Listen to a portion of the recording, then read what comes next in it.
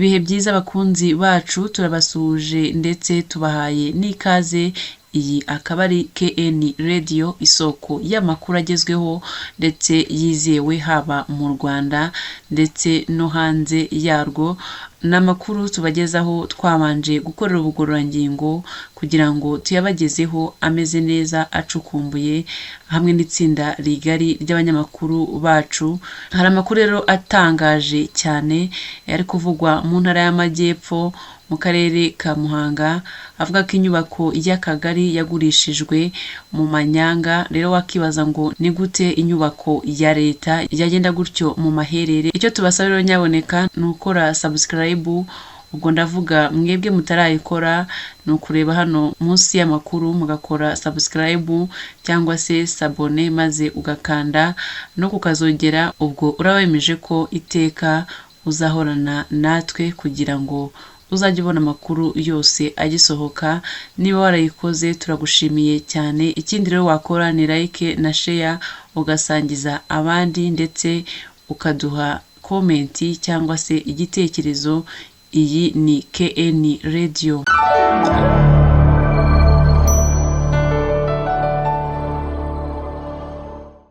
Nongeye kubaha ikaze mu makuru agezweho aka kanya. Ni amakuru ari kuvugwa mu ntara y'Amajyepfo mu karere ka Muhanga. Mbibutsa ko iyi ari KN Radio. Rero mu karere ka Muhanga inyubako y'akagari yagurishijwe mu manyanga akomeye cyane.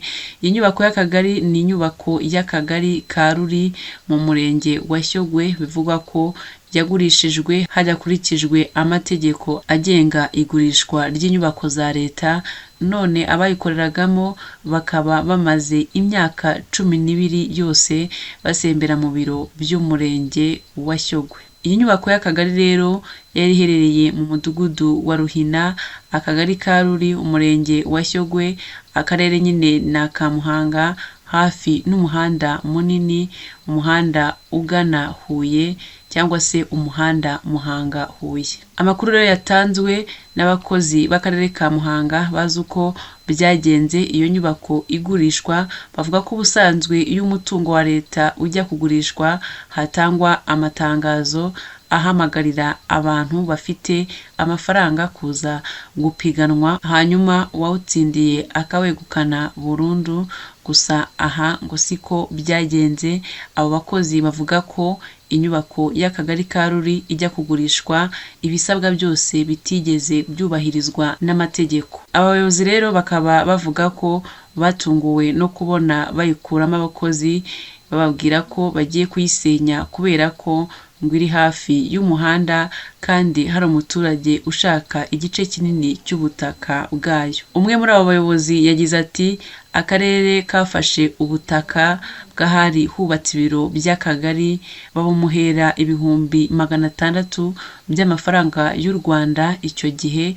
Ubusigaye bukaba bufite metero 22, bumubwira ko buzakomeza gucungwa n'akarere. Bamwe muri abo bakozi bakavuga ko usibye ubwo butaka bw'akagari bamuhereye kuri make kandi mu buryo bavuga ko budakurikije amategeko. Uyu muturage rero akaba yaramaze kwigabiza ubutaka bwose bwari busigaye ndetse n'inzu ye bwubatsemo, akaba yarayigurishije n'undi muturage miliyoni zirenga 60 z'amafaranga y'u Rwanda. Hari kopi ihari rero y'amabaruwa akarere kandikiye uyu muturage kamugurishaho ubwo butaka bw'akagari ndetse na metero 22 yagombaga gusiga mu maboko y'akarere ka Muhanga. Aba bayobozi rero bakomeje bavuga ko batamenye irengero ry'ibikoresho byari byubakishije ibiro by'aka kagari ka Ruri. Umuyobozi wungirije ushinzwe iterambere ry'ubukungu mu karere ka Muhanga, Bizimana Eric,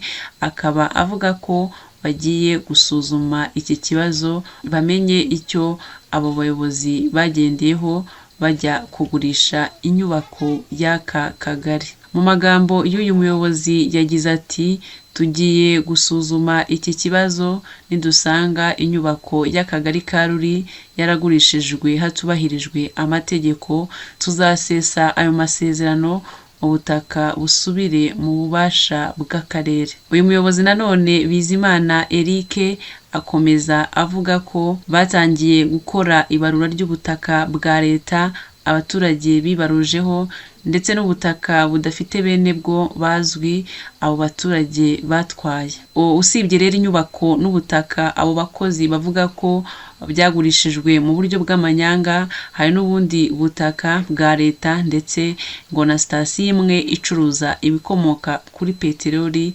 bigabije. Mwakoze cyane kubana natwe mu makuru yacu. Amakuru yacu akaba ari akagaruka. Mukomeze mukore subscribe, like, share na comment kugira ngo tujye tubana mu makuru yacu yose. Mugire ibihe byiza.